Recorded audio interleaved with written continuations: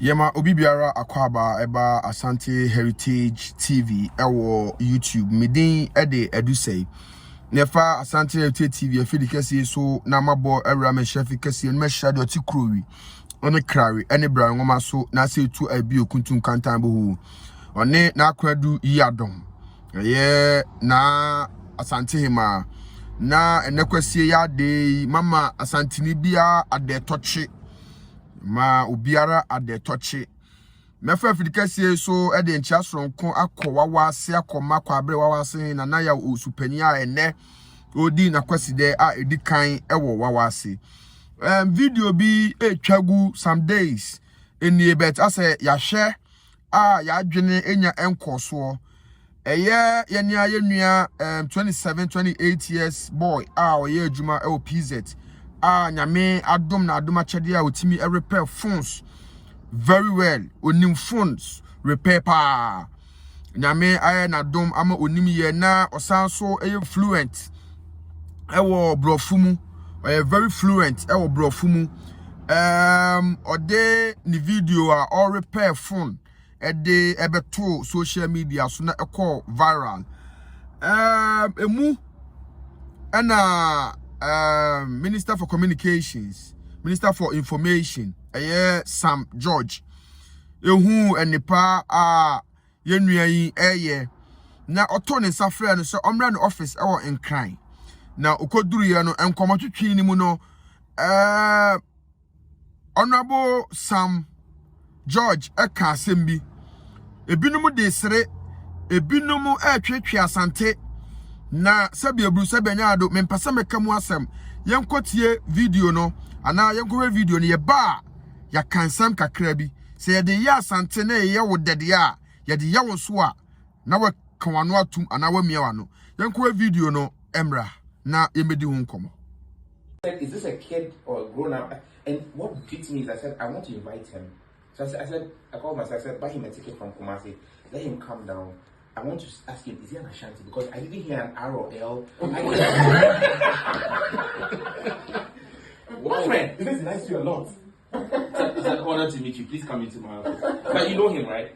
That's Umar Sanda City, Eyewitness News. Now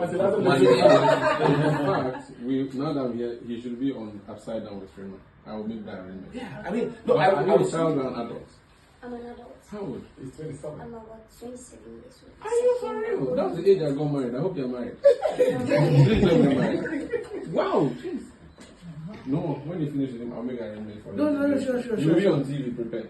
Thank you. You're welcome. God bless you. But I don't use iPhones. I'm not reading that way. Thank you.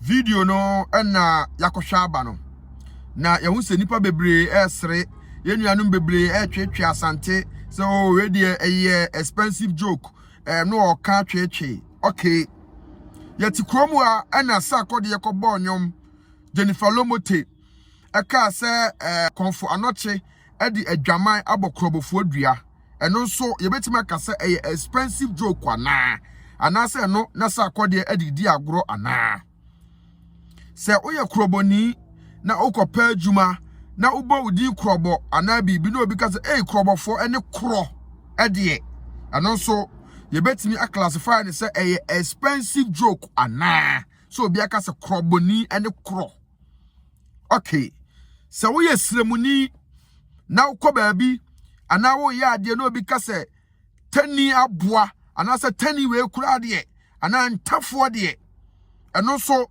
ubunfu ana se obefa no se eno so expensive joke ni bi ana ya fan se o ya anwunani na ukoba bi na ya anwunafo ni nuro de anwunafo obekun se si ya nwale wo me ne se ya eno so ya beka ne se expensive joke ana etwa wo yonko ho a o si etwa dwem eya Asante de mut el ne aro no Asante de enti expensive joke okay si ya fan sa de a na de mabobo so nyina so obi ka bi kire obi a eno so expensive joke ana Asante de o kan di agro el ne aro yo yate enti obi so ka bibi efa ba bia Honorable Sam George odi MP no ningo pram o ka bibi efa omo ho a eno so expensive joke ana mama yenye sa Ghana ha Yesremo. Mummy and yesa, ewo kromuha. Sa Asante de. Eya Asante de and the expensive joke no or care dia groni ade. Yesremo. Yesremo. Madaruma. Yesremo. Say expensive joke dia. Nani ya wosu baby a wo bia. Obi kasa we 10 abo and tough for him crowd. Dia expensive joke. Konfanache e de adwame aboko bofo dua obi kan no so expensive joke. Kroboni ene kro enso ye expensive joke. Anwani ni adutuo eno so expensive joke dia ne afa ne saa. Ene ya de kosom nananom adamu nyina ase. Yeda Asante heritage ahwefo na tifo ase yeda mo ase.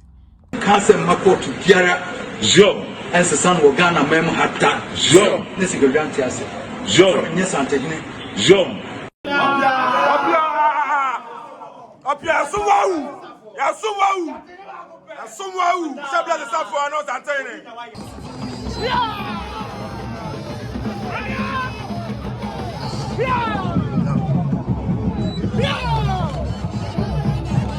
Oye ba so ha Opia Oye ba